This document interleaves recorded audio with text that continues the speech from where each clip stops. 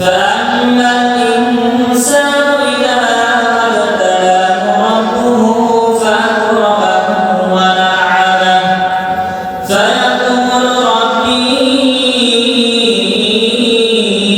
أكرمن আল্লাহ পাক রব্বুল আলামিন বলেন, আমি যখন মানুষকে বান্দাদেরকে যখন পরীক্ষা করার জন্য যখন আমি তাকে ধন সম্পদ দান করি, আমি যখন আমার বান্দাকে পরীক্ষা করার জন্য ক্ষমতা দান করি, শক্তি দান করি, তখন আমার সেই বান্দা আমার কাছে বলতে থাকে ফায়াকুলু রাব্বি আকরামান, আমার আল্লাহ তাআলা আমাকে সম্মান দান করেছেন। এমনকি অনেকজন অহংকার করে বলতে থাকে আমার আল্লাহ পাক আমাকে সম্পদ দান করেছেন, আমাকে শক্তি দান করেছেন, সুতরাং আল্লাহ তাআলা আমাকে বেশি ভালোবাসেন। এরপরে আয়াতে আল্লাহ তাআলা বলে দিয়েছেন, দুনিয়ার মধ্যে এমন কিছু গরিব লোক আছে যারা বলতে থাকে আল্লাহ তাআলা আমাকে ভালোবাসেননি, এই কারণে আল্লাহ তাআলা আমাকে ধন সম্পদ দেননি।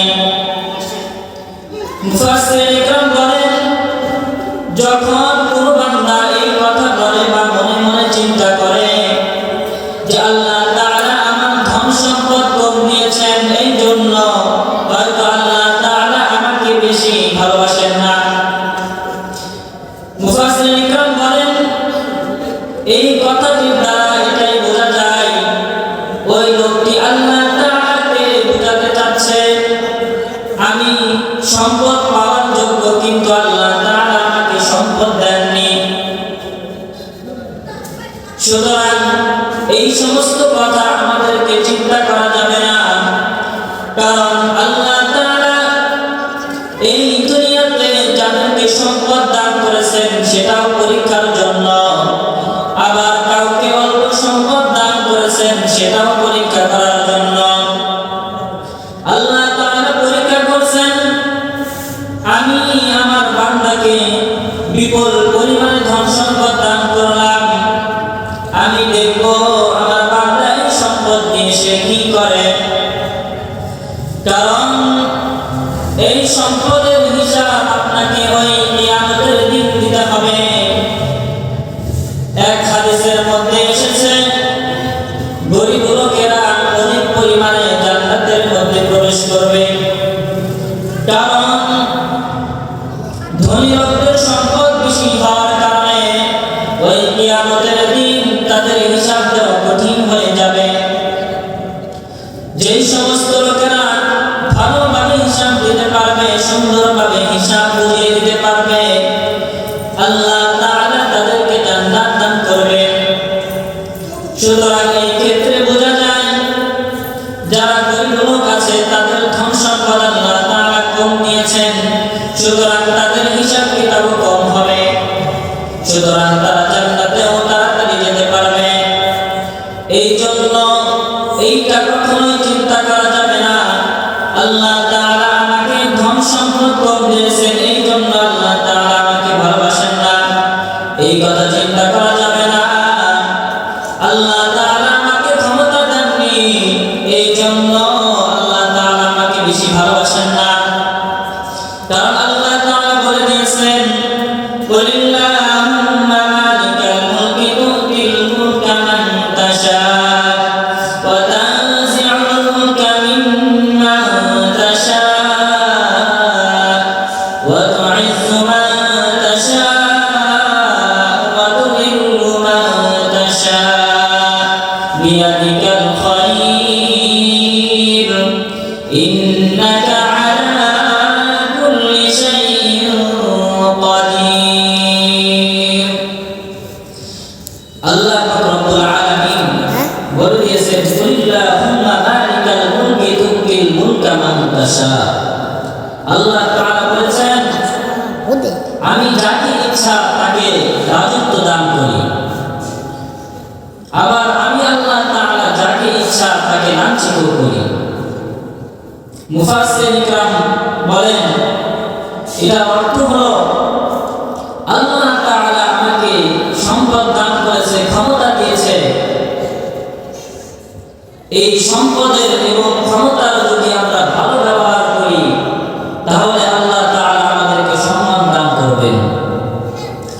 কারণ সম্মান দেওয়ার মালিক আল্লাহ, আবার লাঞ্ছিত করার মালিক আল্লাহ। কারণ কি, আল্লাহ তাআলা যখন কোন বান্দাকে ক্ষমতা দান করে বা ধন সম্পদ দান করে, সেই বান্দা যদি এই ধন সম্পদের ভালো ব্যবহার করে, অপব্যবহার না করে, সুন্দর ভালো ব্যবহার করে, তাহলে আল্লাহ তাআলা তাকে সম্মানিত করে। একইভাবে কাউকে আল্লাহ তাআলা সম্পদ দিয়েছে, কিন্তু সে এই সম্পদের ভালো ব্যবহার করলো না, সুতরাং ভালো ব্যবহার যদি না করে আল্লাহ তাআলা তাকে লাঞ্ছিত করে। অনুরূপভাবে আল্লাহ তাআলা বলেছেন, কুলিল্লাহুম্মা মালিকাল মুলকি তুতিল মুলকা মান তাশা, আমি আল্লাহ তাআলা যাকে চাই তাকে রাজত্ব দান করি। সুতরাং মুফাসসির ইকরাম বলেন, কেউ যদি এই ক্ষমতার ভালো ব্যবহার করে, রাজত্বের ভালো ব্যবহার করে, তাহলে আল্লাহ তাআলা তাকে সম্মান দান করে। আবার কেউ যদি এই ক্ষমতাকে মানুষের উপর জুলুম করে, মানুষের উপর যখন জুলুম করতে থাকে, হাদিসের মধ্যে এসেছে মাজলুম ব্যক্তির দোয়া আল্লাহ তাআলা কবুল করেন। কিন্তু বর্তমান পরিস্থিতিটা এমন হয়েছে যে যখনই কারোর উপর ক্ষমতা আসে, তখনই সে তার নিম্ন পর্যায়ে যারা থাকে তাদের উপর অত্যাচার করতে থাকে। পরবর্তীতে এমন অবস্থা হয়, এই মাজলুম ব্যক্তি যখন তার বিরুদ্ধে বদদোয়া করে, তখন আল্লাহ তাআলা তাকে এমন ভাবে লাঞ্ছিত করে যে সে পালানোর মতো শেষ পর্যন্ত জায়গা পায় না। সুতরাং আমাদেরকে লক্ষ্য রাখতে হবে, আল্লাহ তাআলা আমাদেরকে যখনই কোনো ধন সম্পদ দান করবে, যখনই আল্লাহ তাআলা আমাদেরকে ক্ষমতা দান করবে, এটা আল্লাহ তাআলার নিয়ামত মনে করতে হবে। যদি আমরা নিয়ামত মনে না করি, যদি ওই কারণের মতো মনে করি, কারণ এই দুনিয়ার মধ্যে ধন সম্পদের মধ্য থেকে বড় লোকের মধ্যে যদি গণনা করা হয়, কারণের নাম অন্যতম আসবে। কারণ আল্লাহ তাআলা বলেন, ইন্না কারুনা কানা মিন কওমি মূসা ফাবাগা আলাইহিম ওয়া আতাইনাহু মিনাল কুনুজি মা ইন্না মাফাতিহাহু লাতানূ বি'উসবাতি উলিল কুওয়া। আল্লাহ তাআলা বলেন, কারণ ছিল মূসা আলাইহিস সালামের গোত্রের একজন লোক, কারণ ছিল মূসা আলাইহিস সালামের যুগের অনেক বড় কাফের। মূসা আলাইহিস সালাম যখন কারণকে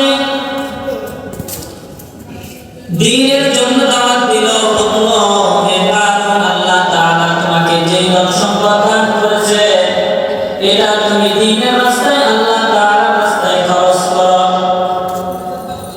মূসা আলাইহিস সালাম যখন কারণকে দাওয়াত দিল, কারণ তখন অহংকার করে বলতে লাগলো, এই ধন সম্পদ এবং এই শক্তি আমি আমার শক্তি দ্বারা, আমি আমার ইলম দ্বারা অর্জন করেছি। কারণ যখন অহংকার করা শুরু করলো, তখন আল্লাহ তাআলা তার ধ্বংস শুরু করে দিলেন। এমনই এক পর্যায়ে এসে পড়লো, মূসা আলাইহিস সালাম যখন কারণকে দাওয়াত দিতে লাগলো, তখন কারণ এমন একটি নিকৃষ্ট কাজ করলো, যে কাজের কারণে আল্লাহ তাআলা কারণকে এমন শাস্তি দিয়েছেন। মূসা আলাইহিস সালাম যখন কারণকে দাওয়াত দিল, তখন কারণ তার দাওয়াত গ্রহণ না করে বরং মূসা আলাইহিস সালামের পিছনে এমন একজন খারাপ মহিলাকে লাগিয়ে দিল। সেই মহিলাকে বলে দিল, তুমি এলাকার মানুষের কাছে বলে বেড়াবে মূসা আমার সাথে খারাপ কাজ করেছে, নাউযুবিল্লাহ। সেই মহিলাকে যখন মূসা আলাইহিস সালামের নামে অবাদ দিতে লাগলো,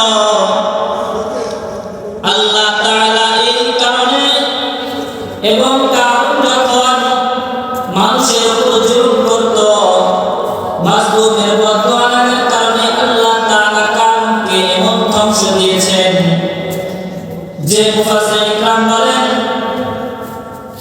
কিয়ামত পর্যন্ত কারণ তার ধন সম্পদ নিয়ে মাটির নিচে দাঁড়িয়ে আছে, কিয়ামত পর্যন্ত দাঁড়িয়ে থাকবে। আল্লাহ তাআলা কারণকে কেমন ধন সম্পদ দান করেছিলেন আল্লাহ তাআলা পবিত্র কোরআনুল কারীমের মধ্যে বলে দিয়েছেন ওয়াবতাগি ফীমা আতাকাল্লাহু দারাল আখিরাহ। আল্লাহ তাআলা পবিত্র কোরআনুল কারীমের মধ্যে বলে দিয়েছেন ইন্না মাফাতিহাহু লাতানূ বিল উসবাতি ওয়াল কুওয়া।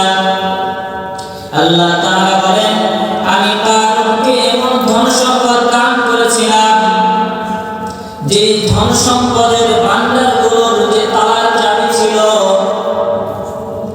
তালার যে চাবি ছিল ধন ভান্ডারের, এই চাবিগুলো বহন করার জন্য একদল শক্তিশালী লোকের পক্ষে কষ্টকর ছিল। আমরা উদাহরণ দিয়ে বুঝতে পারবো, আমরা সাধারণত যখন বাড়িতে কোনো টাকা পয়সা বা দামি সম্পদ যখন আলমারিতে বা সিন্ধুকে রেখে সেটা যখন আবদ্ধ করে তালা মেরে তার চাবিটা যখন আমরা রাখি, যে এরকম ভাবে আল্লাহ তাআলা কারণকে এমন ধন সম্পদ দিয়েছিলেন যে তার ধন ভান্ডারের যে তালার যে চাবিগুলো আছে তার ধন সম্পদ না, কিন্তু তার ধন ভান্ডারের যে চাবি আছে এই চাবিগুলো বহন করার জন্য একদল শক্তিশালী লোকের পক্ষেও কষ্টকর ছিল। তাহলে আল্লাহ তাআলা তাকে কেমন ধন সম্পদ দান করেছিলেন, কিন্তু এই ধন সম্পদ নিয়ে সে অহংকার করেছিল, সে ক্ষমতা দেখিয়েছিল। এই জন্য আল্লাহ তাআলা তাকে এমন ভাবে ধ্বংস করছে যে সে তার ধন সম্পদ নিয়ে মাটির নিচে আল্লাহ তাআলা তাকে দাবিয়ে দিয়েছেন কিয়ামত পর্যন্ত এই সম্পদ নিয়ে সে দাবতেই থাকবে, দাবতেই থাকবে। এই জন্য যদি দুনিয়ার মধ্যে কাউকে বলা হয় যে আপনি তো গরিব মানুষ, আপনাকে মাসে মাসে আমি টাকা দেব, অনেক টাকা দেব, 5,000 10,000, সুতরাং আপনার সন্তানের নামটা কারণ রাখেন, তাহলে কি কেউ রাখবেন? আপনারা কেউ রাখবেন না। সে কিন্তু ধনী লোক ছিল, কিন্তু কাউকে যদি বলা হয় আপনার সন্তানের নাম কারণ কেন রাখবেন না, তখন সে উত্তরে বলবে কারণ একজন নিকৃষ্ট লোক ছিল, যার কারণে তার নামের নমুনা অনুযায়ী অন্য কারো নাম রাখতেও কেউ রাজি না। সুতরাং এটা থেকে আমরা বুঝতে পারি, প্রত্যেকটা কোরআনের ঘটনা থেকে আমরা বিভিন্ন কিছু বুঝতে পারি। এখান থেকে ক্যালকুলেশন করলে বিভিন্ন কিছু বের হয়। কারণের বিষয়টা থেকে আমরা বুঝতে পারি যে দুনিয়ার মধ্যে যারা ক্ষমতার অহংকার দেখিয়েছে, টাকার অহংকার দেখিয়েছে, আল্লাহ তাআলা তার ধ্বংস অনিবার্য করে দিয়েছে। সুতরাং আমাদেরকে এই বিষয়টা লক্ষ্য রাখতে হবে যে যখনই আল্লাহ তাআলা আমাদেরকে ধন সম্পদ দান করবেন এবং ক্ষমতা দান করবেন, তখন এটাকে আমরা আল্লাহ তাআলার নিয়ামত মনে করব, পরীক্ষা মনে করব। যদি আমরা আল্লাহ তাআলার নিয়ামত মনে করে শুকরিয়া আদায় করি, তাহলে আল্লাহ তাআলা আমাদেরকে সফলতা দান করবেন। অন্যথায় এমন পরিস্থিতি হবে, এমন লাঞ্ছনা হবে যে পরিশেষে পাওয়ানোর মতো জায়গা খুঁজে পাওয়া যাবে না।